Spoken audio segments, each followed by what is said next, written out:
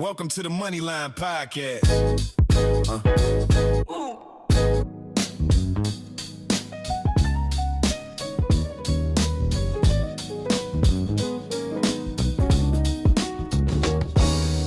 Okay. After a long hiatus, man, what was it?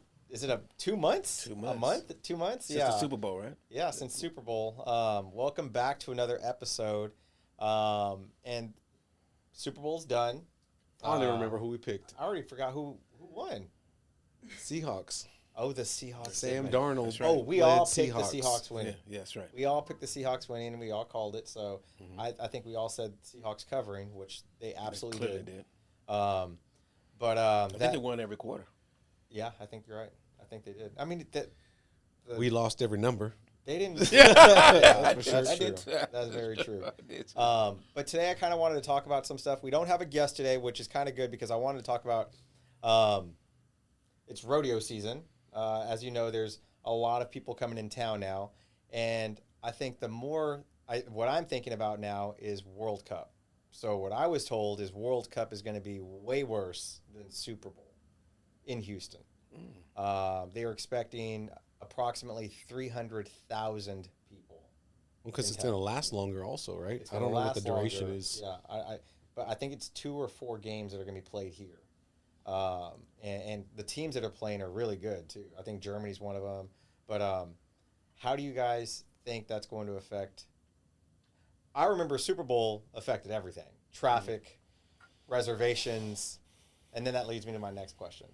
Somebody asked me, if you were a visitor coming to Houston, what are the 3 places you must eat at?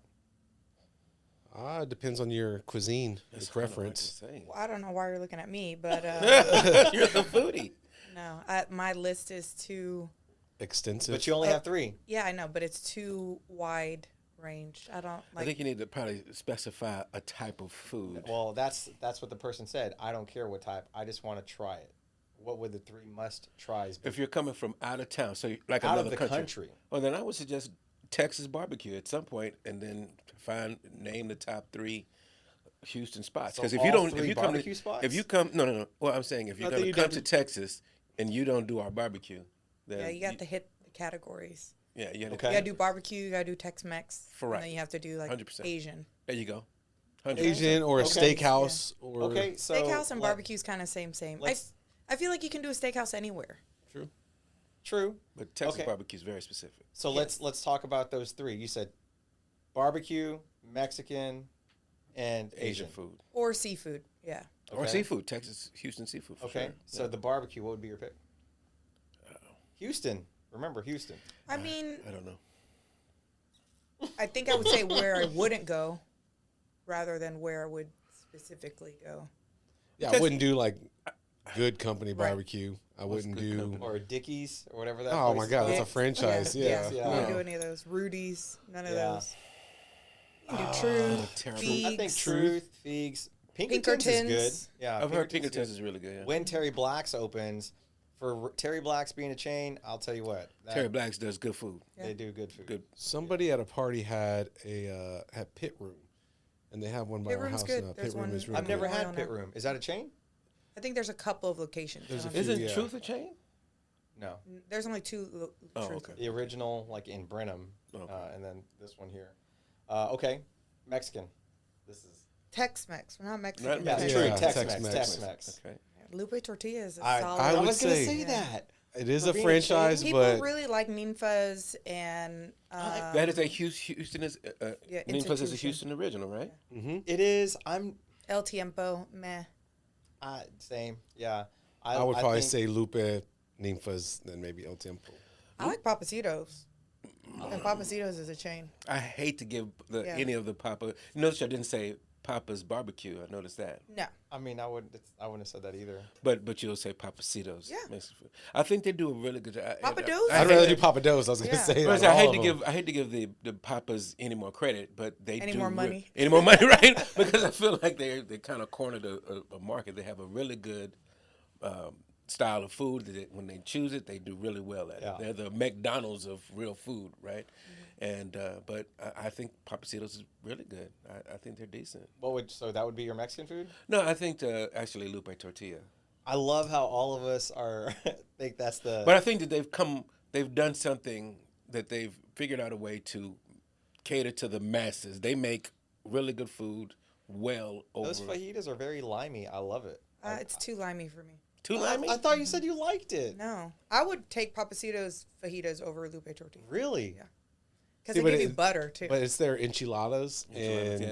their queso. Their queso, and everything all else the is other Lupe? stuff. No, at Lupe that are Yeah, really Lupe, good. yeah. Yeah. I've never had anything but their fajitas or their salad at Lupe. I went to Lupe Tortilla in San Antonio. It was really good. And surprising that the San Antonio people liked it. Yeah. And That's I was interesting. shocked because they're very picky about what they have. Okay. Now let's get into. I think it's the most like base covering. Well-rounded. Yeah.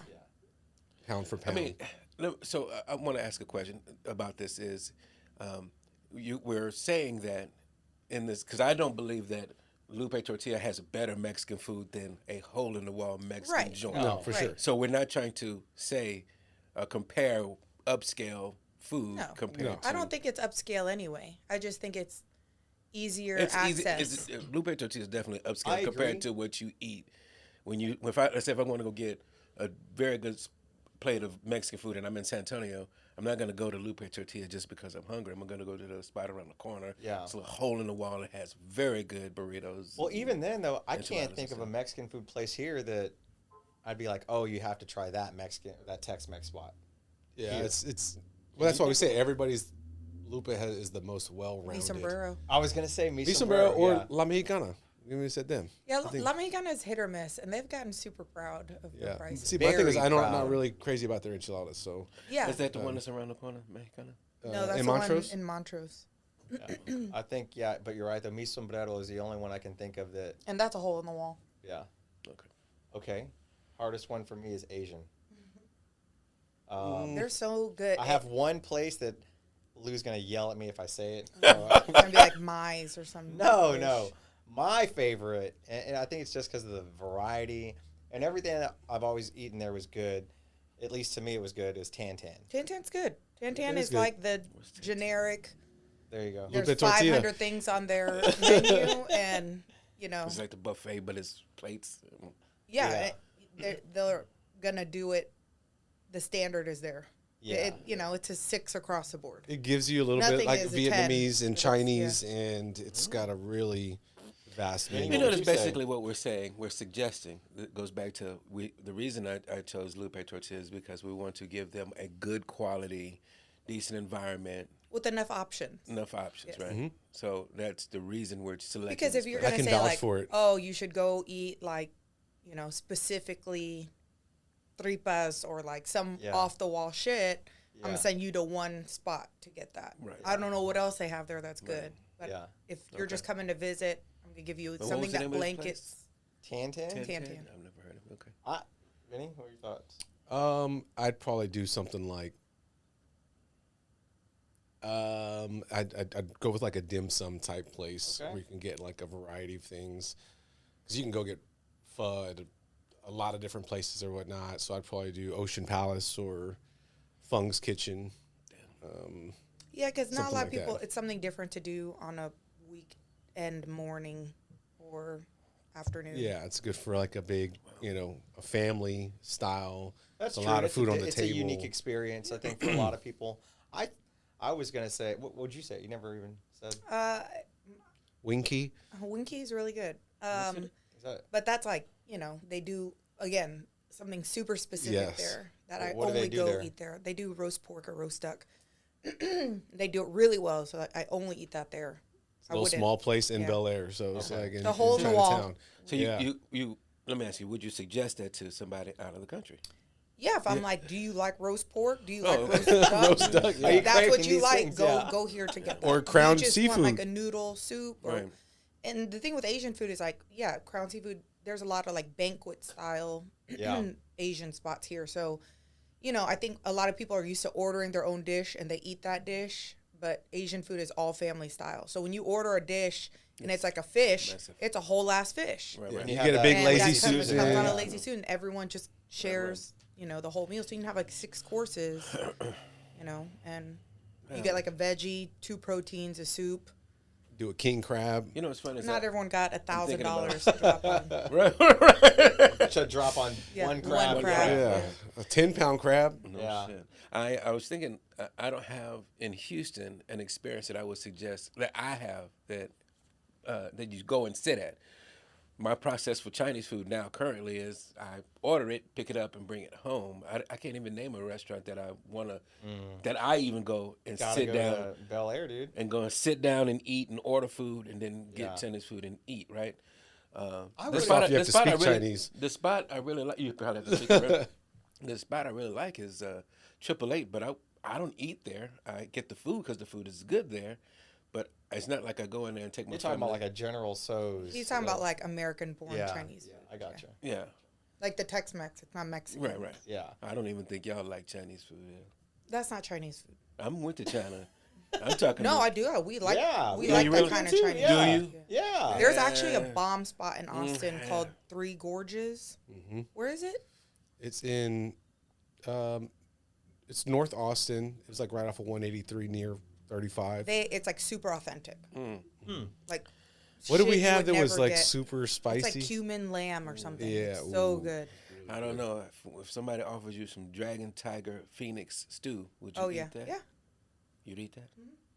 like spicy. I like This dude anything ate, weird. drank turtle blood. And, Talking and about, snake. yeah. You want to eat a snake? Yeah, I'm Almost not not gonna by go choice. that far. 'Cause Well, that- you know my That's thing with dragon. snakes. That's the dragon part. Yeah. Dragon, tiger, phoenix stew is snake. I'm good. Yeah, there you go. I mean, if you didn't tell me, I would still try it. but- I think one of the experiences I would tell people, like, I guess specifically because it's during this time of the year, is to try Viet Cajun crawfish. Because that's I mean, you don't find that anywhere else really, Viet unless it's like Louisiana. Like, Well, no, Louisiana does not claim. yeah, it's Viet just Cajun. Cajun. Yeah, They get mad Although there is a big Vietnamese community there. in Louisiana. and I only say that because I had Viet Cajun crawfish 2 days ago, and I'll go to the same place every time, and it's always amazing, like amazing. I believe it. But The It's Vietnamese very have, saucy, right? It's very saucy. saucy. Yeah. the Vietnamese have done a good job of blending cultures. That spot I like where you get fried rice and seafood. Mambo's? Mambo's, yeah. yeah. And then the other one is there's another one that serves the same thing, fried rice and Connie's. Kind There's, seafood, the yeah. and I, Viet- and I think that those places are very unique. That doesn't exist. Yeah, like anywhere Blood really. Brothers, the Viet barbecue is amazing. If you haven't had Low it, row, which is Asian barbecue. their brisket fried rice. Yeah. Yeah, so The Asians right now are kicking butt on how they fry Their chicken. fusions. Their Koreans, fusions. That fried chicken that I had over there was smacking, bro. where was this at? It's around the corner from Lou's house. I forget the name of it, but it was like they served. Oh, it's called The Korean place. no, it's Vietnamese. It's Vietnamese, yeah. Seafood house? No. See, if something where Wings and they have seafood seafood or in a something like bag. that, They yeah. got seafood in the bag, and then they serve you wings as Oh, well the one- on your plate with fried rice. 10? That stuff was live. It was tough. I can't even think of the name. You of don't it. I just think that if anybody comes to Houston, you really can't go wrong. Just Yelp things. Yeah. And 4 stars and up. oh yeah, I haven't had Timmy Timmy Chan, Chan's so- forever. Wings and rice. Wings and rice, yeah. Is that like a thing elsewhere, or is it just No, here? It's just here. It's just It's here? not in Austin. No, Yeah. they have that in New York and Maybe stuff. Atlanta. Well, I mean, But it's yeah. not in like San Antonio or Austin. I've ever seen anything. I don't know why. like Well, When you there's said not Atlanta, great there's Asian food there. so breakfast club. Breakfast Club. Got to do the That's breakfast true. club. that. Oh, Yeah, For sure. That Very was unique. at- Very unique for sure. yeah. But I said, so I have Craft to and ask, are we wings. going for, I'm suggesting the environment is equally as important as the food is, right? No, for sure. And honestly, I think anyone coming in from out of the country is going to be able to find something. That they Houston is going to be able to offer you Oh, for sure. something. For sure. Yeah. Yeah. I think people, it's funny, I was reading this article that said that people just don't understand the sheer size of the city. I was talking to a friend of mine, and whenever I went to go eat the Viet crawfish, or the Viet Cajun crawfish, and he lives about 30 minutes away from here, and he had said, oh, I went to a restaurant on the north side, you got to go check it out, and I was like, oh, and he was like, yeah, it took me an hour and a half to get there. And I was like, I was like, was there traffic? He was like, no. He was like, that's how far it is. And it was like up in the Woodlands, I think. So he went from his house to the Woodlands. I was like, oh my where God. Pearland to the Woodlands. No, League City. Yeah. Yeah. So That'll I was do like, it. That'll take you an hour and a half to get there. It was funny. We were in San Marcos, and we were there with the kids, and we would hop in the car and go somewhere else. Where there was a park or a restaurant, hotel, whatever. And like, we're here already. It We're would here take already? like 3 minutes. It was like Just getting we're in here. and It's out of like the car. everything's close here. Spend so more far. time Here? getting in and out of the Yeah, he's like, oh man, that was fast. I'm like, yeah, here it's way different than Houston. Houston, you got 20-minute at least. Car Everywhere ride takes at least everywhere. 20 minutes to get to in Houston. Yeah, if you're lucky. If Okay, so I have one other question, and it's not food related, but if you have one recommendation on something to do in Houston, I knew that's the reason why I asked right there specifically. For somebody who's out of the country, what would you tell them to do? Out of the country in Houston. Float the bayou. Oh, you're trying to get eaten by alligators, huh? Trying to catch something. I think like Herman Park, if you just hit that area. If it's the zoo, right the now museum, with yeah, this weather, This weather. But this summer, just stay Find inside. What is it? Is Cool. that the park with the Asian garden? Yeah. yes. And then they have like you can paddle Yeah. boat. Yeah, I There's a saw little right next train to that I goes thought through that was there. amazing. Yes, Yeah. I've only done it like once, and I thought that was amazing. But yeah, that's Vinny? I mean, everything kind of revolves around food. I feel like Food or sports? food or sports, but like the Post is kind of cool. Like it's got a lot of different food spots. There's not a lot to There's do like, in the there's Post, not. though. There's It's like yeah. there's food every now and then they have related. activities or concerts or whatever. But I would probably say just outside of Houston, go to like Kemah, the boardwalk, or I don't even want to say Galveston. I hate to say that because you're not seeing anything. Any beach that they have is probably better than what we got. Yeah. I think for me, I think the museum district is extremely underrated. We went there randomly one time to the Museum of Fine Arts and the Museum of Natural History and the Natural Museum of Science, and they were all, I was just like, it was honestly extremely cool. I was not expecting it to be the way, I mean, it was beautiful inside. But that was something that I thought was really cool that I'd only been to once before 20 years ago. So. Raymond? I'm gonna have to go with. I have a limited experience. I'm gonna go with what Lou said was the park. I really had a really great time there. Yeah. I didn't even know that spot existed, and it was massive. Yeah. And we were able just to walk around. We walked through the gardens, and we rode the train. It was pretty cool. It's I haven't done the aquarium. I don't know what that's like with the big Ferris wheel. Oh, ask Lou. She used to work there. She used to be the didn't. mascot. She was the mascot. No, you weren't. Why you gotta bring up old shit, man? Damn, you was the mascot. It was a high school job. Damn, dude. Did you One time when they needed an emergency Shark. Mascot. mascot, had a for shark. for an Astros game, You had a because Landry sponsors or has everything at the Astros. You had a shark's outfit. I did. I wore a whole thing. It was crazy. Are there pictures? Not in my possession, but I'm sure they're somewhere in the world. But the aquarium is like more. It's like a restaurant, and that's just like That happens to have a little an bit extra of thing things on the around side. it. It's not like the Houston Aquarium. I'm curious, guys, off camera. Do y'all have any? Would y'all have any recommendations? I think the Herman Park. Yeah. Because like they do the shows at night, Friday and Saturday nights. Or Discovery Green when there's activities and events Dude, going we on. were so when I went to the game on Tuesday, we went out there and it was packed and there was nothing going on. But evidently there was the baseball tournament was going on, the Oh, game was yeah. going on, and it was a beautiful night, so everybody was just out there. It was actually pretty cool. And they had like all kinds of vendors out there, but there was nothing going on. It was interesting. Otherwise, I'd say Katie Asian Town. if y'all have it. Oh yeah, Katy Asians. Yeah, plenty of options out there. Yeah, What's Katie Asian? Wait, what? it's like an Asian town in Katy. It's like a mini Bel Air out there. But they got Really? a Mongolian place called Fat Eatery out there that is one of the best restaurants I've ever been to. Really? Yeah. He was a. You've been there as well, Aaron? Yeah. Okay. So now. Right next to Andretti's, the go-kart. Oh, I've seen that place. It's Okay. Right there. Okay. A lot of people have been telling me to make it out to Belly of the Beast, and that's in spring. I've heard a lot of good things about What is it. that? What So kind of food? It's a Michelin recommended yeah, Michelin? it's in like a shopping center, but I think evidently it's like amazing. American. What is Michelin? Michelin Guide. The tire. Oh, Well, they started like a. It Well, is. it is It Michelin is. tire. But yeah.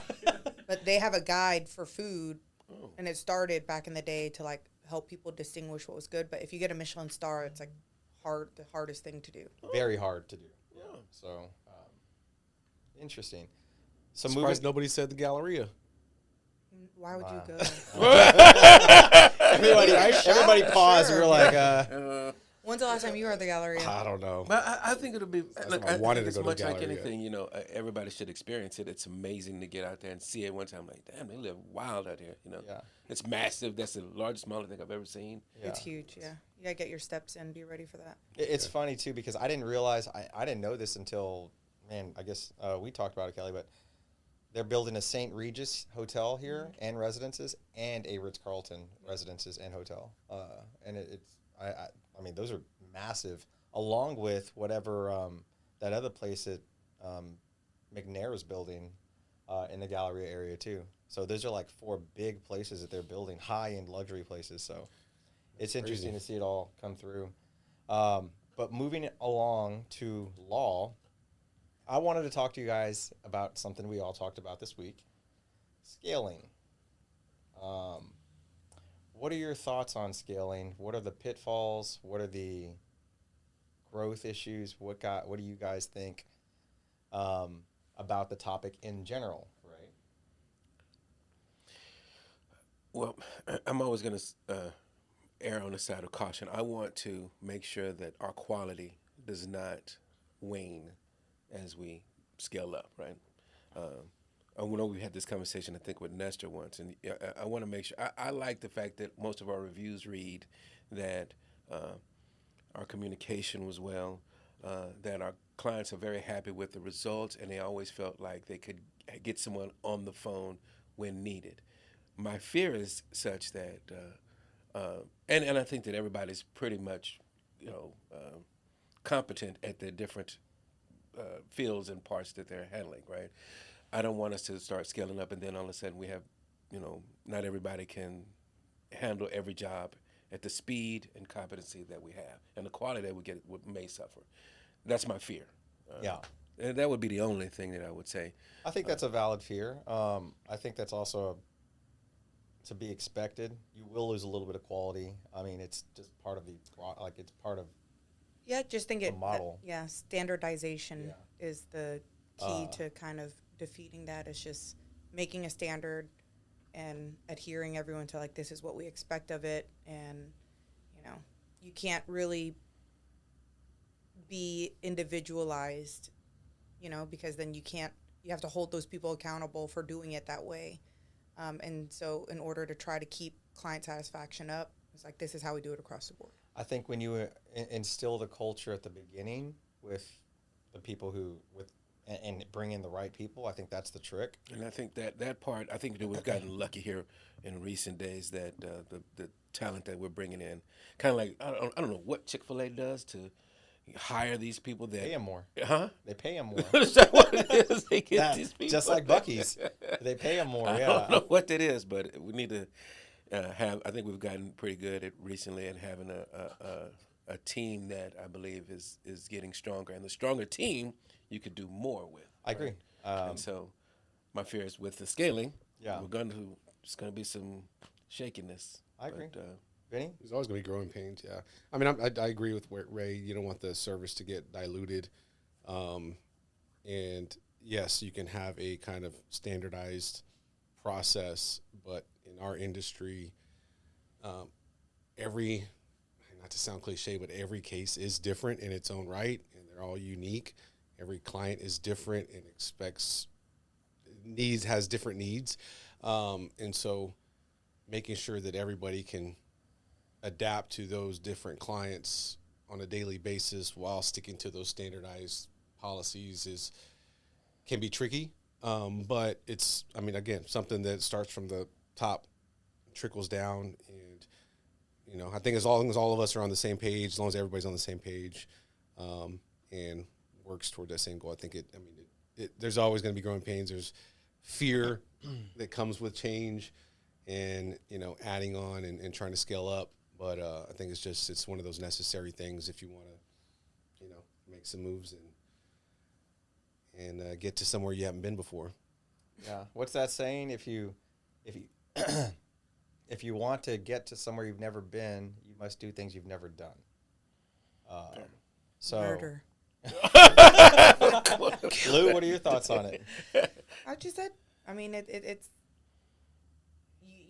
we started with such a small group, and so it became kind of like, oh, we're kind of laissez-faire about everything. But then as you add people, it gets, harder to keep that mentality, because not everyone kind of has the same mindset. And so, like I said, if you keep it a standard and policies, I guess on my end of it, of like trying to keep everything fair and even across the board, you set that expectation up front, then people have less wiggle room to wonder if there's a gray area somewhere or, whatnot. That's what I just feel like. To test the boundaries. Well, not just test the boundaries, but, someone who's been here, like, for 15 years is different than someone who starts tomorrow. And it's like, now we're implementing this in order to make it, equal for everyone, whatnot. It's hard. I think what I've learned so far is that I don't know if you guys realize it, but we have the infrastructure already built in to scale. We've already set into place our case management software, the outsourcing of the things that we need to do. I think our next step in the evolution is to be able to remove ourselves from certain duties so that it's more efficient. Like what you're saying right now, like that kind of stuff. I've had several meetings with a lot of people about scaling, and one of the things they told me is, as far as HR goes, they said either hire somebody in-house to be the bad person or outsource it and have those people come in once or twice a month, and they are the accountability person. And they don't have a dog in this fight, and so if they're not friends with anyone. If this employee comes to you saying, "Hey, well, I thought I was that's talk to HR, not me, or talk to the person who's going to hold you accountable." Yeah, because they're going to go by the playbook and be like, "Well, this happened here. This is what the consequence or the whatever is," and that's how it is. And I mean, I guess that's what happens when you evolve and grow into something different, because at that point, for example, like Lou, you're in charge of that now, but you're not going to have time for that, and you're not going to have time for the powwows where somebody's telling you their sob story about why they can't do this, and then you have the next one come in because they are asking for this, and then because you have so much other stuff to do. So instead, you hire somebody where they're like, were you here or not? Were you late? Yes or no? Bam, bam, write up, no write up, whatever. I mean, it's just very matter of fact, and I hate to say it, but that's the one of the growing pains that we're going to have to endure. I think you start to figure out why corporations or bigger companies have those things in have place. policies and procedures Correct. in place that Yeah. we've always kind of wanted to stay away from because we like the way it That works. was my question. That was Yeah. going to be my question. Now that means to say that your process is not your process, but your organization will now change. Does that scare you at all? That you will no longer be, you were kind of like a family oriented mom Correct. and pop, very close knit. That's a great question. So Psycho. my goal, even though I like to be very hands-on, my goal is to be less hands-on. Lies. We've been talking about it. I've been trying to we hold have. him for 5 years now. So- I'm like, listen, let's have a 5-year plan. So well, no. So what I told her is I don't if I can trust that people are Right. doing what they need to be doing, I will happily be hands off. But If most he of the sees time, the bank account where it needs to be and there are no negative reviews, and I'm good. Yeah, And I we see out. cases consistently coming in, perfect. But if I see bad review, low bank account, something's not right, and I need to fix it. Sure. And that's you do understand that by that standard, you are going to have something to say or want to see. There will be no backstep because they're going to have ups and downs, hills and valleys. They're not going to be perfect all the time, right?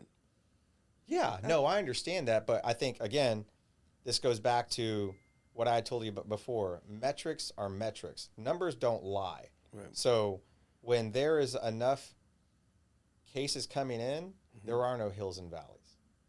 It's consistent, and in order to get that consistency, you have to spend a certain amount of money. Okay. And that's the reason why, in order to spend a certain amount of money, you have to have a certain amount of people to handle all of that, and it just goes. It's kind of chicken and egg issue. And it's developing the right team and situations, and it's not something that just can happen overnight and plug and play. It's like it takes literally years, and I don't even think months to like put it together. And then it's like, well, what happens if somebody leaves or something changes or we need to bring somebody else in? Then we've been trying to move all of these pieces to fit them in the right place to where everybody is like thriving because they're good at exactly what they do. And it's definitely like a team. It's like putting together a really good team and executing. Is there anything that scares you?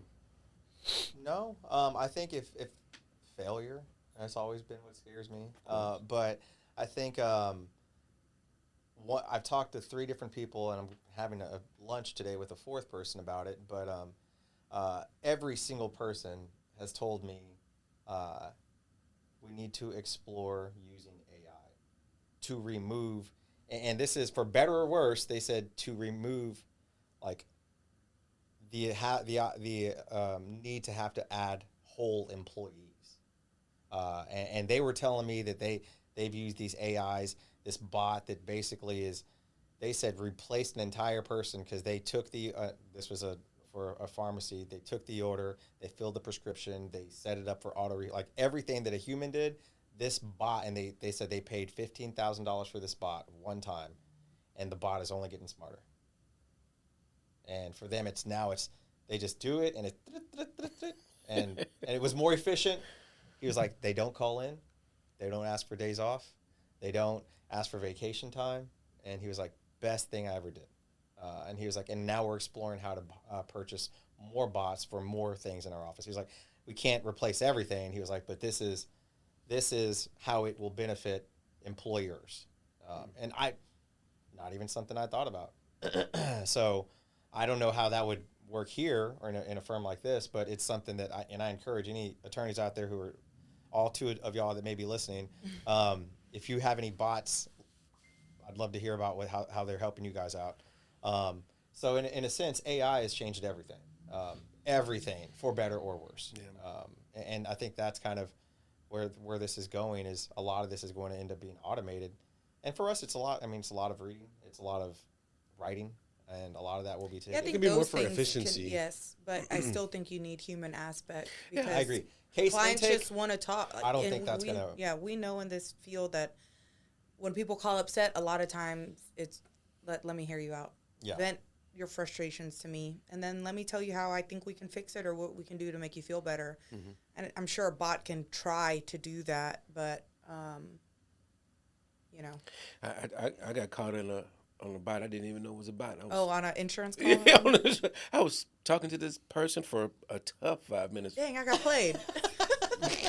I just I think that was an AI dude. He even had the pauses and breaks. And he's like, yeah, brother. Yeah. Hey, how you know I was black? Well, the tone in your voice, sir, was that? How's your mom and them? How your mama know? Hey. I don't even know if you saw, but on our text intake that we have, it said somebody was talking to it down there, and they're like, it responded, by the way, I'm a bot. I can only understand so much, but I'm learning. Did you see that? No, I did not. Yeah, I did not. Responded like that, and I was like, And you're like, fuck you. Yeah. But no, I was curious about that because I don't know.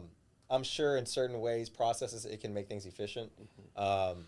We have to explore that, but I think for me, as we grow, I just want to make sure it's done right, mm-hmm. And I want to make sure that we don't lose the quality that we have. I mean, when you start getting into bigger numbers, you will compromise a little bit of that here and there, but I don't really want that to happen. And I think for me, more importantly, we built our reputation on finding diamonds in the rough, finding a lot of cases that most attorneys passed on. Mm-hmm. And I think that's important to me that we still do. So yeah, a bot's not going to be able to pick up those nuances. No. A bot's not going to pick up our New Mexico case where everyone said no to it and we said yes, So I think that it's that hands-on human approach where we can find that stuff. And It was crazy because we just talked to a friend of ours recently. He's also an attorney, and he had asked if we had any issues with clients using AI. And I'm like, what do you mean? And he's like, well, we'll, work the case up pretty much to disbursement, and we'll let the client know, and then the client will have sent an email asking for all of their info, all of their file. medical records, their file, and of course he presents it to them. And then all of a sudden they only want to correspond through email, and then they'll send a response that they've literally put all the information into an AI something and say, what is this a good settlement, or what are the whatever, and then respond to him. And sometimes they'll leave the prompt in the email, like they literally just copy and pasted it and put it in an email. And they're trying to argue like, oh, well, you could have gotten more. Oh, you could have done this or that or whatever. What? Yeah. And he's like, it's already happened to him like 3 times. What? Yeah. That's some horse. And he's like, they'll be upset about it and then realize, and he'll tell them, if you want to handle the case on your own, you can, but realize that you wouldn't have been able to get any of the treatment that you had gotten without our contract. tell that AI bot to, yeah, yeah. exactly. And then they'll come around and be like, yeah, okay, I'll take the settlement. But he's had a handful of clients already try to use AI against him. That's crazy. Yeah, that stuff is crazy, man. It'll be like, what were the deficiencies in this demand or in my God. case Could or you imagine? whatever? Yeah. And The AI bot is, I wrote this. Yeah, actually, this was my own work. It's perfect. No, and then it'll like give them because they'll offer, after they give you a response, they'll say, oh, would you like some options as to how you can respond to this, or and then it prompts them with those options, and so it like is kind of feeding the human into becoming defensive, or you should use these tools to try to negotiate. Would you like a more aggressive approach? Correct. Oh shit. Yeah. That's crazy. I was like, no, we have yet to deal with that. And We just had a client of ours ask for all of their documents, like yesterday. So I'm curious. I got to wrap this one up, guys. Thank you for this short but very informative podcast. But until next time. Bye. Bye. See you.